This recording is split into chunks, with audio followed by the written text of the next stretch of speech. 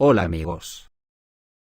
A los gobernantes del bloque de la OTAN, se les ha acabado el tiempo de las bravuconadas. Putin está hablando con todos, y los está dejando con las piernas temblando. El último ha sido con el inglés Boris Johnson, al que le ha advertido que Rusia puede desplegar en las fronteras de la Unión Europea misiles de hasta 5.000 kilómetros de alcance.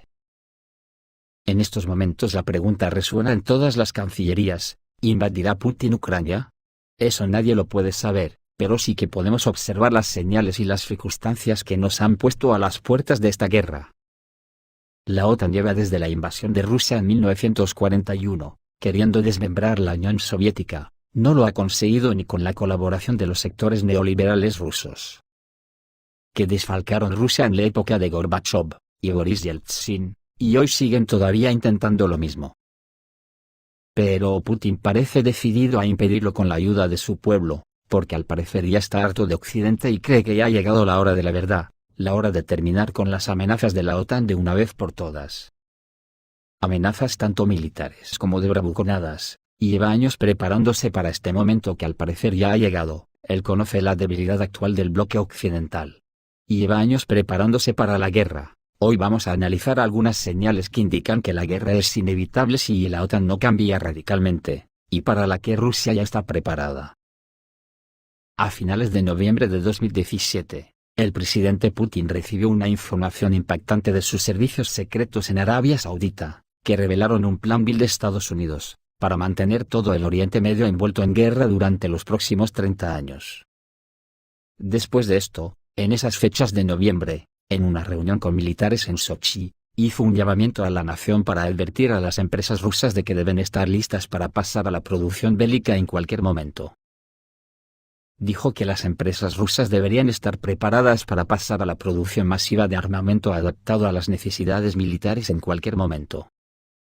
El presidente ruso estaba hablando en una conferencia con líderes militares en Sochi. La capacidad de nuestra economía para aumentar la producción y los servicios militares en un momento dado es uno de los aspectos más importantes de la seguridad nacional, dijo Putin. Con este fin, todas las empresas estratégicas deberán estar listas para la producción a gran escala, independientemente de la propiedad de dichas empresas. El día anterior el presidente había hablado de la necesidad de ponerse al día y superar a Occidente en tecnología militar. Nuestro ejército y la marina necesitan tener el mejor equipo, mejor que los equivalentes extranjeros, dijo Putin. Si queremos ganar el desafío que nos plantean, debemos ser mejores. Estas cosas en los países de la OTAN se olvidan pronto, me refiero a los dirigentes, porque con falsimedia, el pueblo ni se entera. Si se contase la verdad a las poblaciones de la OTAN, es posible que a pesar del avance del fascismo en sus sociedades, los dirigentes habrían saltado de sus poltronas, porque vivimos en una dictadura capitalista, que se alimenta del silencio y de la ocultación, o transformación de la verdad. Meses después, concretamente 4, ocurrió que Putin presentó al público en marzo de 2018, su enorme elenco de superarmas, que dejó a toda la OTAN petrificada en sus asientos. La única frase que a partir de ese día, pudieron pronunciar debido al shock postraumático, fue que Rusia era una nación militarista. Y así hemos llegado hasta nuestros días, donde las señales de guerra siguen con paso firme. Prueba de ello, es que los neoliberales y millonarios rusos, están sacando sus fortunas de Rusia a un ritmo acelerado. Que Rusia podría acusar severamente, pero que debido a los increíbles ingresos que está teniendo por sus exportaciones energéticas puede parar el golpe. Y además se lo debe todo a la torpeza de Occidente, que creía que con las sanciones le bastaría para derrotar al pueblo ruso, ese al que Hitler no pudo derrotar. Otra de las señales también se remonta atrás en el tiempo. Fue unos meses después de presentar las armas hipersónicas, Putin firmó un decreto por el que prohibía las exportaciones de grano. Solo se podría exportar grano a naciones amigas, o que tengan una necesidad alimentaria extrema para su población, y el grano pasó a considerarse de importancia estratégica. Y yo creo que esto solo se da cuando se tiene prevista una guerra. Otra señal muy significativa, es que en las redes, llamó la atención sobre la acumulación de cazas Su-35, en la planta de aviación de Gagarin, en Komsomolsk-on-Amur, que participa en el proyecto para el desarrollo y producción del caza multifunción Su-35. y Rusia ha suspendido el suministro de aviones de este tipo a las naciones a las que estaban destinados. En las redes sociales han aparecido imágenes satelitales que muestran la congestión de estos aviones en los estacionamientos de la empresa, como podéis ver en las imágenes en pantalla. Parece que estaban destinados para Egipto e Indonesia, pero hasta la fecha, no hay noticias sobre la etapa de ejecución de los contratos para el suministro de Su-35 en interés de Egipto e Indonesia. Anteriormente se informó que el primer lote de cazas se entregaría a El Cairo a finales de 2020, pero esto no sucedió. Egipto espera que gracias a los aviones rusos, su fuerza aérea se convierta en una de las más fuertes, no solo en África, sino también en el Medio Oriente. Y El Cairo encargó cerca de 3 docenas de estos aviones de combate a Moscú. ¿Por qué se los queda a Rusia?